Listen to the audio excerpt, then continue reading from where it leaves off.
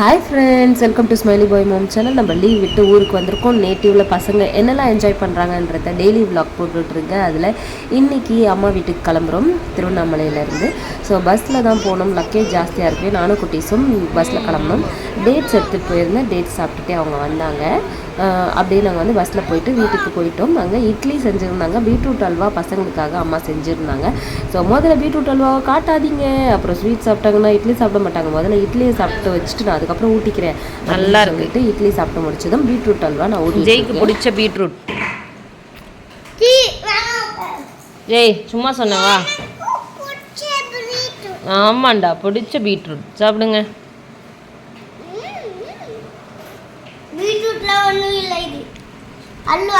அல்வா தான் இந்த ஆவாங்க. நல்லா சாப்பிட்டு முடித்ததும் அம்மாவும் குட்டி பையனும் ஒரு செட்டுன்ட்டு அப்பா ஒரு செட்டுன்னு தாயம் விளையாடிட்டு இருந்தாங்க. ரொம்ப ஜாலியாக என்ஜாய் பண்ணி குட்டி பையன் விளையாடினா அவனுக்கு ரொம்ப தாயம் பிடிச்சிச்சு. இதுதான் ஃபஸ்ட் டைம் அவர் விளையாடுறது. தாயம் 4 அவ்வளோதான். இந்த தாயத்துக்கு இது 4 2 அடை கிடையாது 2. ஸோ இப்படியே ஜாலியாக போச்சு. அடுத்த நாள் வந்து பருப்பு தோசை செய்கிறேன்னாங்க. அதுக்கு ஊற வச்சாங்க. பருப்பு தோசைக்கு 2 கிளாஸ் அரிசி, 1 கிளாஸ் பருப்பு, 1/2 கிளாஸ் கடலைப்பருப்பு, 1/4 கிளாஸ் உளுத்தம்பருப்பு. நம்ம வந்து எந்த வேலையும் செய்யலை சமைக்கிறதுலன்றதால நம்ம கரெக்டாக வந்து எல்லாத்தையும் கேப்சர் பண்ணல வீடியோவில். ஸோ அம்மா வந்து அதை நைட்டே வந்து எடுத்து ஊற வச்சுட்டாங்க. அடுத்த நாள் காலையில் அரைக்கிறதுக்கு. அடுத்த நாள் காலையில் குட்டி பையன் வந்து இப்படி ஏஞ்சி சோஃபா கவர்லாம் எடுத்து கடை மாதிரி விரிச்சு அந்த கடைக்காரரு அப்படி சொல்லி கடை விரிச்சிட்டு இருந்தார். அப்புறம் அம்மா காலையில் ஏஞ்சதும் அந்த பருப்பு தோசைக்கு அரைக்கிறதுக்கு ரெடி பண்ணிகிட்டு இருந்தாங்க. 10 பல்லு பூண்டு எடுத்துக்கிட்டாங்க.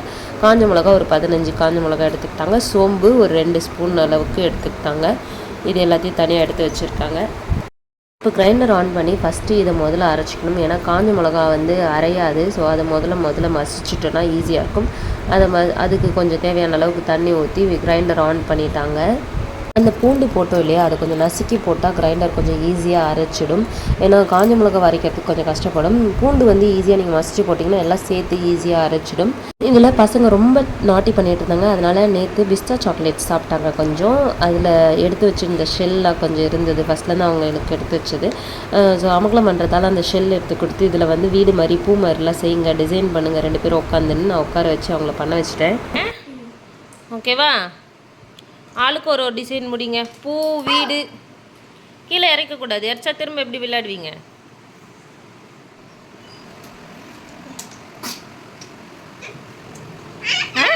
சூப்பரா பண்ணுங்க. அதுக்கப்புறம் அம்மா வந்து அந்த மிளகா அரைஞ்சதும் கொஞ்சோண்டு பருப்பு பொடி போட்டு அதையும் சேர்த்து அரைச்சிட்டு இருந்தாங்க. ஏன்னா மிளகா ஃபுல்லாக அரையலை, அதனால கொஞ்சோண்டு பருப்பு போட்டு அந்த மிளகா ஃபுல்லாக அரையிற வரலும் வெயிட் பண்ணாங்க. அப்புறம் இதில் பருப்பையும் போட்டு அரைச்சாங்க. அதுக்குள்ளே குட்டி பையன் என்னை கூப்பிட்டாருன்றதால அதை கரெக்டாக என்னால் வீடியோ எடுக்க முடியல. ஸோ மாவு அது ஃபுல்லாக போட்டு அரைச்சி எடுத்துட்டாங்க. இந்த பருப்பு தோசைக்கு மாவு அரைக்கிறதுக்கு அந்த காஞ்ச மிளகா பூண்டு அரைக்கிறதுக்கு தான் லேட் ஆகும். இந்த பருப்பு வந்து ரொம்ப சீக்கிரமாகவே அரைஞ்சிடும். அதே மாதிரி ரொம்ப நைஸாக அரைக்கக்கூடாது. கொஞ்சம் கொரப்பாக இருந்தால் தான் பருப்பு தோசைக்கு நல்லாயிருக்கும் சாப்பிடும் போது. பருப்பு தோசைக்கு புளிக்கணும்லாம் அவசியம் இல்லை. ஸோ அப்படியே நீங்கள் இதை ரெடி பண்ணிவிட்டு அப்படியே கலந்து ஊற்றி சாப்பிட்டுடலாம். இதில் வந்து வெங்காயம் போட்டு சாப்பிட்டா இன்னும் சூப்பராக இருக்கும். அதனால் வெங்காயம் கட் பண்ணுறேன். நான் ஒரு 5 வெங்காயம் கட் பண்ணுறேன் குட்டியாக. அதுக்கு குட்டி பையன் அடுத்த டிசைன் முடிச்சுட்டு அம்மா இங்கே வந்து பாரு அப்படின்னு கூப்பிட்டாரு.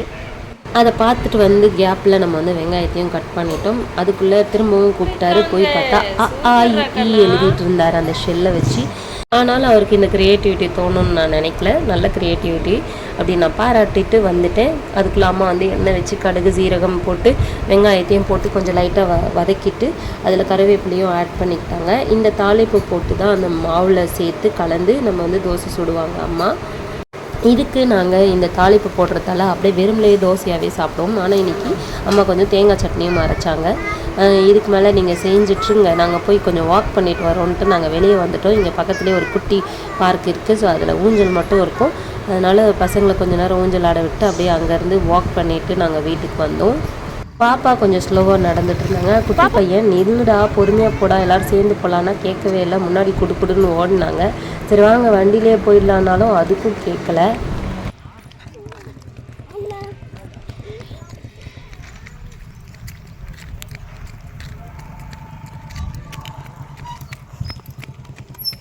இப்படியே ஓடி நடந்து அப்படியே மாறி மாறி நாங்கள் பண்ணி பொறுமையாக வீட்டுக்கும் போய் சேர்ந்துட்டோம். அப்படியே பசங்களை குளிக்க வச்சு ரெடி பண்ணிட்டோம். அதுக்குள்ளே அம்மா வந்து தோசை ஊற்றி கொடுத்தாங்க.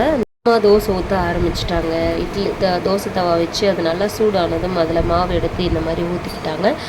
தோசை ஊற்றுற மாதிரி இது கொஞ்சம் தடியாக தான் வரும், மெலிசாலாம் வரதுக்கு வாய்ப்பில்லை.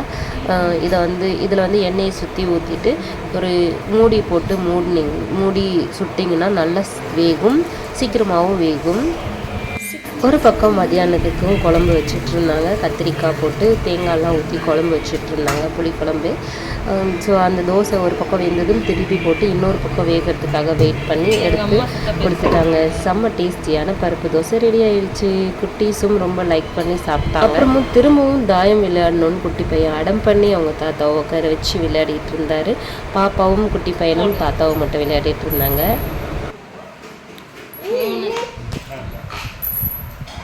போடு.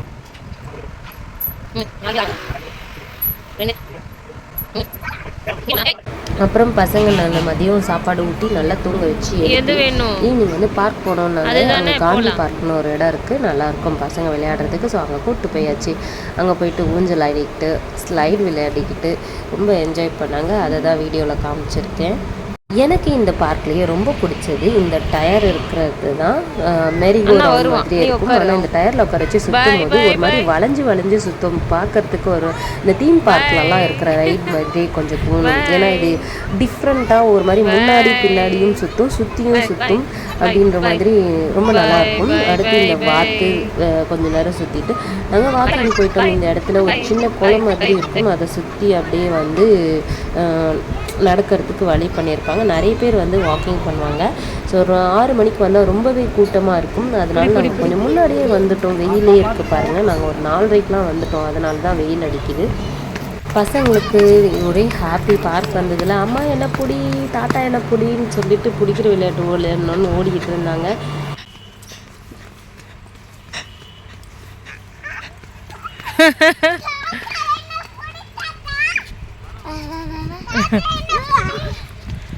முன்னாடி பார்த்து போங்க 2 பேருமே. ஐயோ சிங்கமா,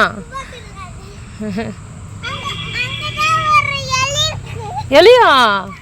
எலி என் கண்ணு முன்னாடி. பட்டாம்பூச்சிக்கா இவ்வளோ கத்து. இங்கே நிறைய செடிகளாக இருந்தது, ரொம்ப பச்சை பசேல்னு ரொம்ப அழகாக இருந்தது அங்கே நடக்கிறதுக்கும். இங்கே நிறைய பட்டாம்பூச்சி கூட இருந்துச்சு. என்னோடய குட்டி போய் அதை பிடிக்கிறேன்னு ஜாலியாக போய் பிடிச்சிட்டு இருந்தார். என்னோடய குட்டி பாப்பா பட்டாம்பூச்சி கடிச்சிரும் அப்படின்னு வந்தாங்க. அதெல்லாம் கடிக்காது, போய் பிடிமா அப்படின்னு சொன்னேன். பார்க்குறதுக்கு பட்டர்ஃப்ளை தோட்டம் மாதிரி இருந்துச்சு. அவ்வளோ பட்டாம்பூச்சி இங்கேயும் அங்கேயும். எதை பிடிக்கிறதுன்னு தெரியாமல் இதையும் அதையும் மாறி அவர் வந்து பிடிச்சிட்டு இருந்தார். வீட்டுக்கு வந்ததும் அம்மா வந்து நெல்லிக்காய் ஜூஸ் போட்டு வச்சுருந்தாங்க. எப்படிம்மா செஞ்சீங்க, சூப்பராக இருக்குதுன்னு கேட்டதுக்கு அம்மா சொன்னாங்க, நெல்லிக்காவை நல்லா அந்த கொட்டை இல்லாமல் சின்னதாக கட் பண்ணிவிட்டு அப்புறம் இஞ்சி கட் பண்ணி எடுத்துக்கிட்டேன் ஒரு துண்டு. அப்புறம் கருவேப்பிலை ஒரு கொத்து இல்லை, நீங்கள் 2 கொத்து கூட போட்டுக்கலாம் உங்கள் டேஸ்ட்டுக்கு ஏற்ற மாதிரி. ஆனால் அந்த டேஸ்ட் வந்து நெல்லிக்காயோடு சேர்த்து வரும்போது சூப்பராக இருக்குங்க.